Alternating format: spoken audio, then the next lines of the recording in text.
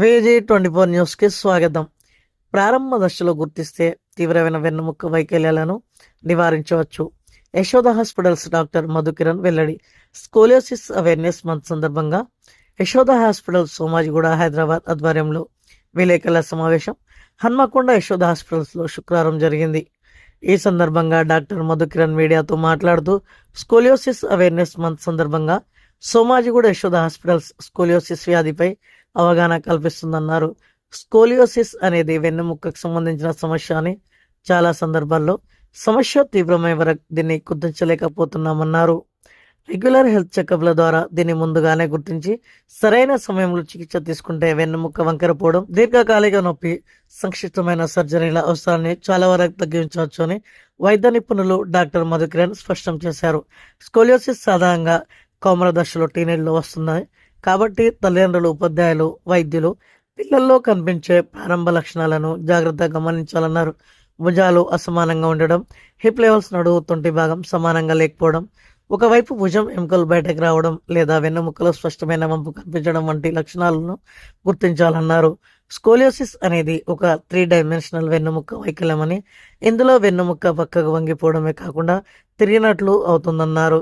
ప్రారంభ దశలో ఉన్న చాలా కేసులను అబ్జర్వేషన్, ఫిజియోథెరపీ, డ్రెస్సింగ్, వెన్నెముక సపోర్ట్ ద్వారా మేనేజ్ చేయొచ్చునన్నారు. కానీ చికిత్స తీసుకోకుండా వదిలేస్తే మాత్రం శరీర ఆకృతి దెబ్బతినడం, ఊపిరితిత్తుల పనితీరు తగ్గడం, తగ్గని వెన్నెముక నొప్పి, మానసిక ఒత్తిడి వంటి తీవ్ర సమస్య దారితీస్తుందన్నారు.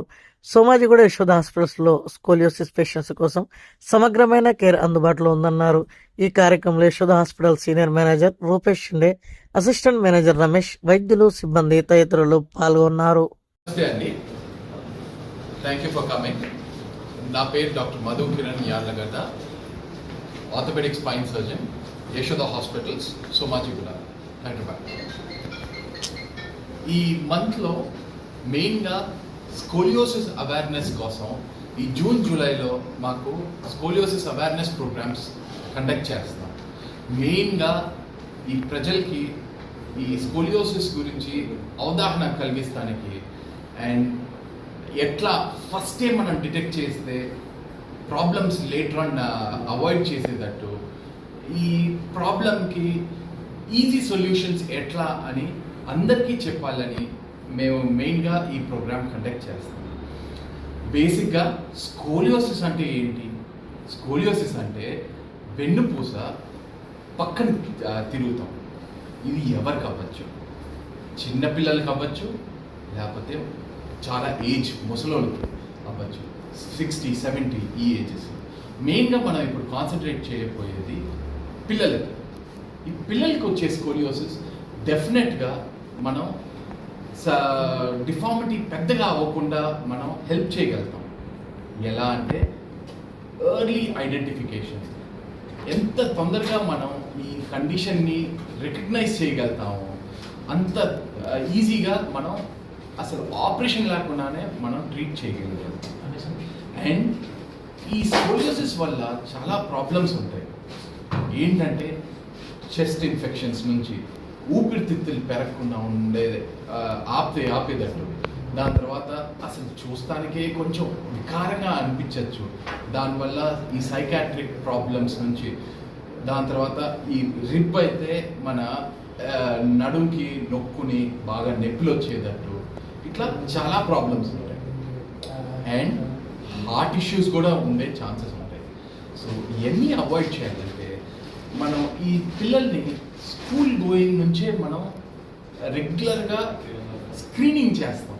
అండ్ మోస్ట్ ఇంపార్టెంట్ ఏంటి, ఈ పేరెంట్స్ ఇది కంపల్సరీ పట్టుకోవాలి. ఏంటంటే ఏముందిలే ఊరికే ఇట్లా నడుస్తున్నారు అట్లా నడుస్తున్నారు అనుకోకుండా, సపోజ్ ఈ షోల్డర్స్ 2 బ్యాలెన్స్గా లేవు, లేకపోతే హిప్ అయితే కొంచెం తేడాగా నడుస్తున్నారు, లేకపోతే వెనకాల గూనిలాగా కొంచెం కనిపిస్తుంది అంటేనే ఇమ్మీడియట్గా ఈ పిల్లల్ని స్పైన్ సర్జన్ దగ్గరికి తీసుకొస్తే డెఫినెట్గా ప్రాబ్లమ్స్ని అవాయిడ్ చేయగలుగుతాం. సో ఈ కండిషన్ని ఎవరు పట్టుకోవచ్చు? First and foremost parents. అమ్మ నాన్నలు డైలీ చూస్తారు కాబట్టి పిల్లల్ని ఏంటంటే చిన్న వయసు నుంచి మెయిన్గా ఈ పుట్టినప్పటి నుంచి కూడా రావచ్చు, దాన్ని కంజెంటల్ స్కోలియోసిస్ అంటాం. అదే కానీ కొంచెం పెద్దగా అయ్యేటప్పుడు ఆల్మోస్ట్ టీనేజ్కి వచ్చేటప్పుడు అంటే మెనార్కి ఈ ఏజ్కి వచ్చేటప్పుడు సడన్గా గ్రోత్ స్పాట్ ఉండేసరికి ఈ పిల్లలకి ఆ కర్వేచర్ కూడా పెరుగుతూ వస్తూ ఉంటుంది. అప్పుడు కూడా పట్టుకోవచ్చు, ఎర్లీగా పట్టుకోవాలి. ఈ కర్వ్ని స్పైన్ సర్జన్ దగ్గరికి తీసుకొచ్చినప్పుడు కాబ్స్ యాంగిల్ అని మెషర్ చేస్తాం.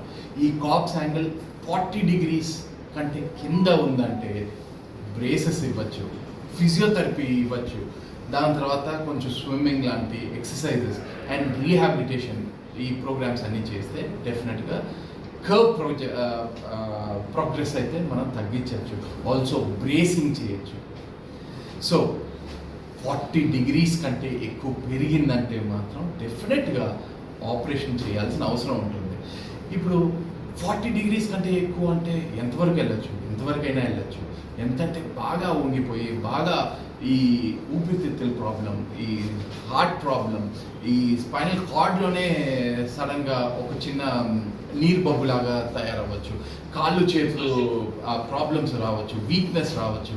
సో ఏంటంటే ఒక స్కోలియోసిస్ ట్రీట్ చేసేటప్పుడు ఇది ఒక పెద్ద మల్టీ డిసిప్లినరీ అప్రోచ్. అండ్ ఇట్లాంటి ప్రాబ్లమ్స్కి మాత్రం సూపర్ స్పెషలైజ్ సెంటర్స్, మా యశోద హాస్పిటల్ సోమాజిగూడ లాంటి సెంటర్స్లో ఏంటంటే స్పైన్ సర్జన్స్ ఉంటాం, పీడియాట్రిషియన్స్ ఉంటారు, రీహాబిలిటేషన్కి మన ఫిజియోథెరపిస్టులు ఉంటారు, ప్లస్ రీహాబ్ మెడిసిన్ డాక్టర్స్ ఉంటారు, పల్మనాలజిస్ట్ ఉంటారు, కార్డియాలజిస్ట్ ఉంటారు. అందరూ ఇట్లా మల్టీ డిసిప్లినరీగా మనం ఈ పిల్లల్ని ప్రొటెక్ట్ చేయొచ్చు.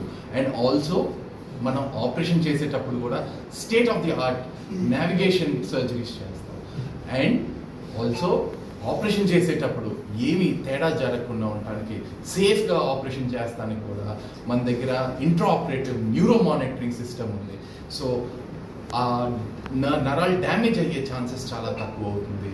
అండ్ ఆల్సో రిజల్ట్స్ అయితే ఫెంటాస్టిక్ రిజల్ట్స్ వస్తాయి. మా దగ్గరికి వచ్చే పేషెంట్లు ఎక్కడెక్కడో నుంచి, మిడిల్ ఈస్ట్ నుంచి, లేకపోతే ఆఫ్రికా నుంచి ఇక్కడంతా కూడా వస్తారు.